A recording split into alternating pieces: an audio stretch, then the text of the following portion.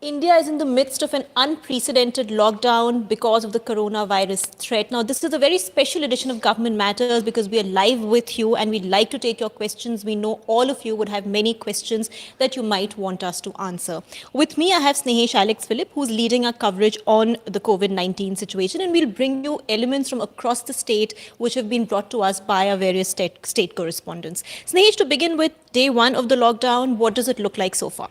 Well, day one of the lockdown has, the normal life has been thrown completely out of gear. For example, in Delhi, there is a lockdown, complete lockdown, in which only essential services are functioning, which means that rest of the shops, restaurants are all shut down. Also, starting from today, the borders of Delhi has been sealed. Our colleague Anisha Bedi has been reporting on this, and she has mentioned that all borders, that is entry into Delhi from Noida, from Gurgaon, has been shut. No vehicles are being allowed in. Only vehicles, carrying people involved in the essential service allowed in. They have to show their I-card too. Another colleague of mine, Nanima Basu, was also on her way into Delhi, reported that at some checkpoints, the police were even asking for Aadhaar cards. Remember that, viewers, remember that the media, the journalists are also part of the essential service, and hence they are allowed to come in. But in this case, the police was asking for Aadhaar card, besides, of course, the media card. It doesn't make sense, but as you can see, there's a lot of confusion as far as Delhi is concerned. Actually, Snehesh, before I move on to the other states, let's just talk a little bit about these essential services. You did mention that the media falls under the category, but what are the other services that are permitted to operate to a certain degree of normality? Well, the essential services include not just the media, but also all health, all services that are involved with health. That includes doctors, nurses, and rest of the people working in hospitals and in medical colleges. Also, the essential service also includes the petrol pumps would be working, the gas stations would be working. At the same time, all the ATMs and the banks would also be working. Of course, the banks will have reduced number of staff because of the lockdown. However, those banks will function. So if you would have seen, many of your bank would have sent you a message asking you to use more of the internet to access the services. The ATMs would be working. The police, of course, would be working. So these are part of, and the essential items also include, things like the grocery, vegetables, and also you will have, for example, in Delhi, you will have all the mother dairy booths functioning. You will have the Safal booths, which sells vegetables and fruits.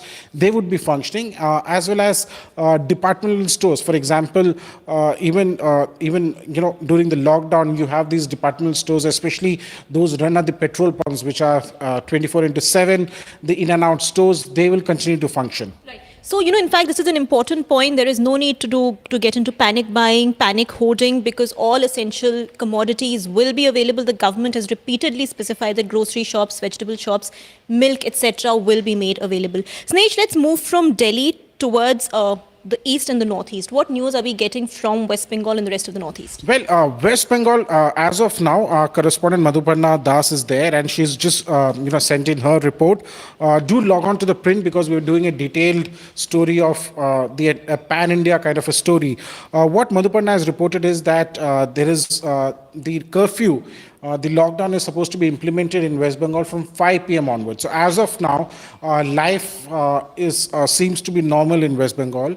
There are restrictions that have been put in the northeast too, and however, we're still getting in the reports from the various states as such.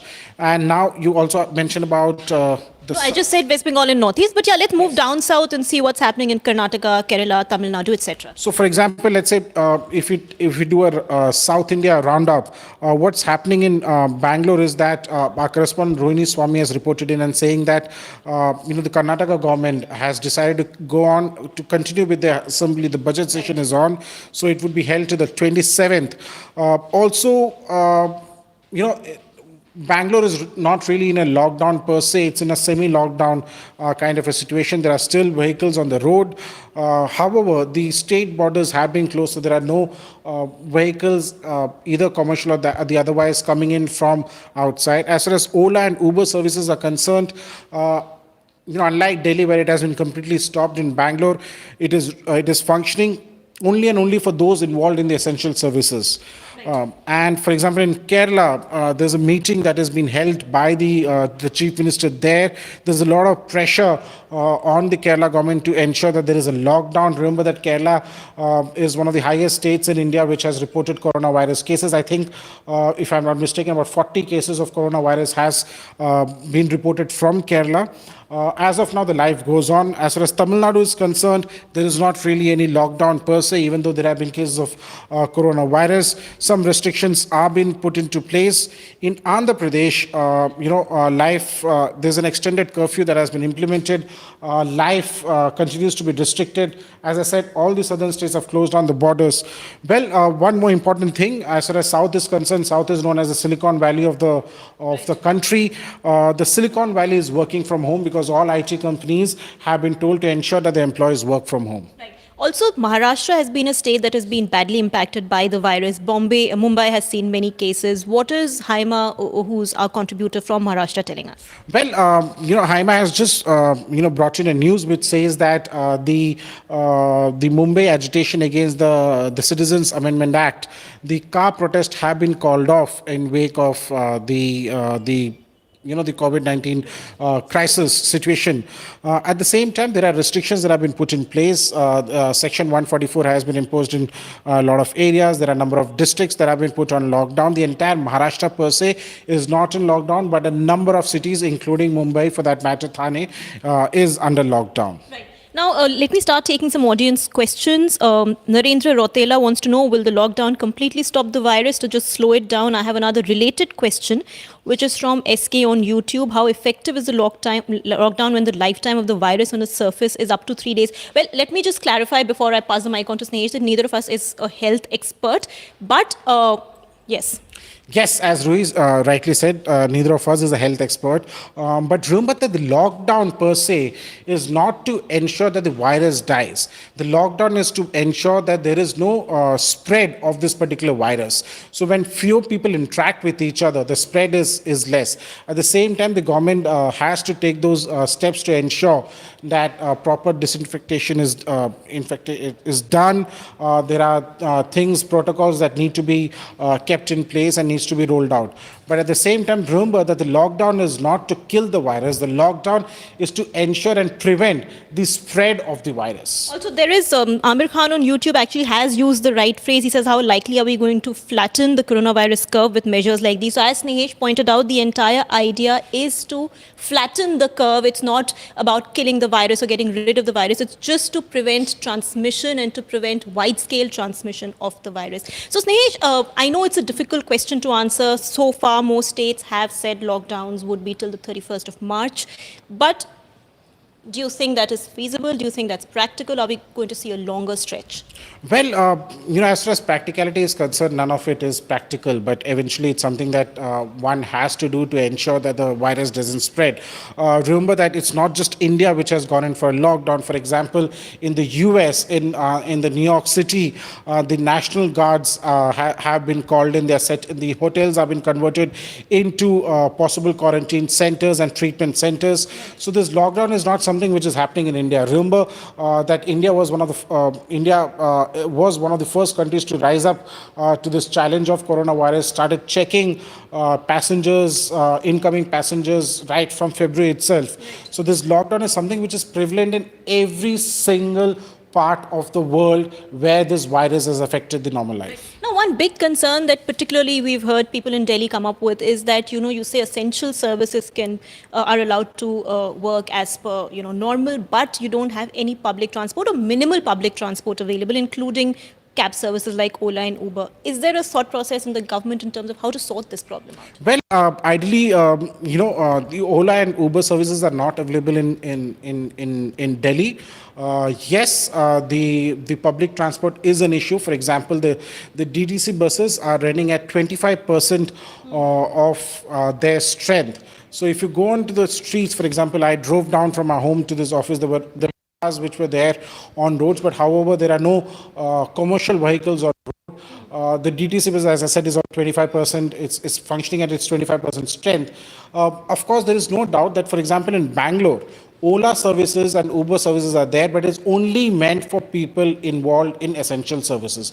This is something that is not there in Delhi. I think every state should have a policy to ensure that people who are involved in essential services don't face this commute issue per se. I think the Delhi government has said something about trying to figure out how to ensure Uber can be available for just essential services.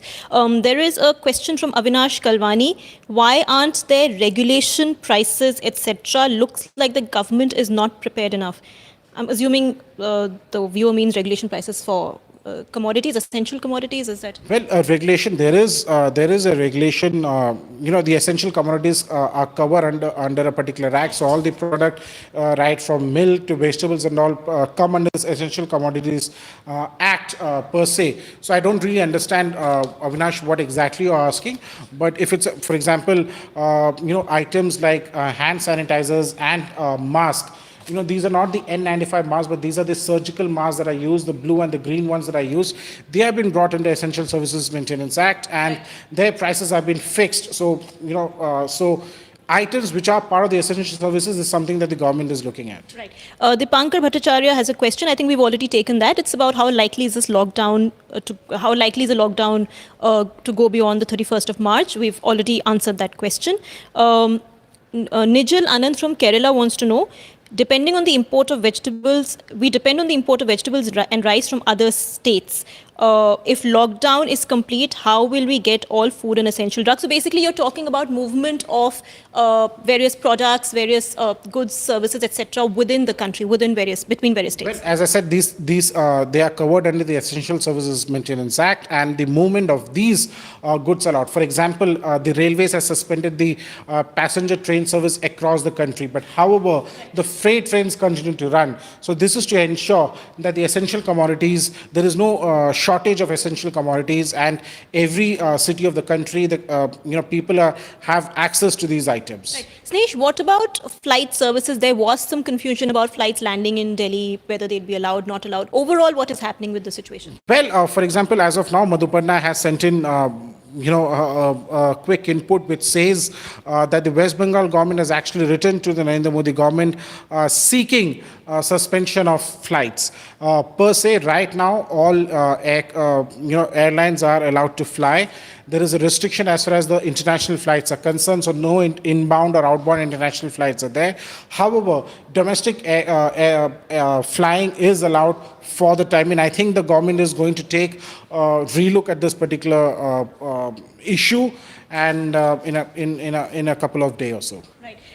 Chandra Hassan wants to know, what about the stock market and industry? What will the side effect be? Well, the Dalal Street has been quite a nightmare. Well, yes, absolutely. The Dalal Street has been a nightmare. The rupee has touched a record low of 76 against the dollar. So this is something which is a matter of concern. There is no doubt about the fact that coronavirus is going to affect the economy in a major way, and this is something which has happened in rest of the world also. So globally, it's there was already a slowdown happening in India, and now this coronavirus is going to ensure that the slowdown is much higher. So there would be a greater economic hit because of coronavirus. Right.